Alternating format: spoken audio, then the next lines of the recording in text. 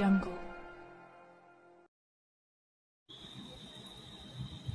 बाप लेकीच्या पवित्र नात्याला कायमा फासणारी धक्कादायक आणि संतापजनक घटना पलूस तालुक्यातील एका गावात उघडकीस आली आहे. 36 वर्षीय नराधम बापाने त्याच्याच 10 वर्षीय अल्पवयीन मुलीवर लैंगिक अत्याचार केल्याचे समोर आले आहे. या प्रकरणी पोलीस ठाण्यात पोक्सोसह विविध कलमाखाली गुन्हा दाखल करण्यात आला आहे. संशयित बापाला तत्काळ अटक करण्यात आली आहे. या प्रकरणी पीडित मुलीच्या आईने पलूस पोलीस ठाण्यात फिर्याद दिली आहे. पलूस पोलीस ठाण्यातून मिळालेली माहिती अशी की दुर्दैवी घटना 19 एप्रिल ते 1 मे या कालावधीत घडली.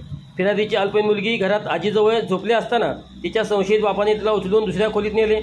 तिथे तिला स्वतःजवळ झोपायला घेतले व अश्लील वर्तन करीत तिच्याशी शारीरिक संबंध ठेवले. त्यानंतर त्या प्रकाराबद्दल कोणाला सांगितलेस तर मी तुला मारून टाकेन अशी धमकीही त्याने दिली. त्यानंतर 1 मेपर्यंत त्याने 2 वेळा असेच कृत्य केले. या घटनेमुळे पीडित बालिका भयभीत झाली होती. अखेर तिने घडलेला सर्व प्रकार आईला सांगितला. हे ऐकून आईला मोठा धक्का बसला. तिने तात्काळ पतीला जाब विचारला असता या नवरा बायकोमध्ये मोठा वाद झाला.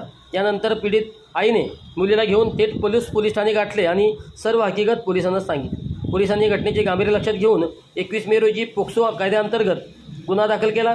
त्या आधारे पोलिसांनी तपास करत संशयित बापाला अटक केली. पुढील तपास पोलीस ठाण्याचे निरीक्षक संदीप पाटील हे करीत आहेत.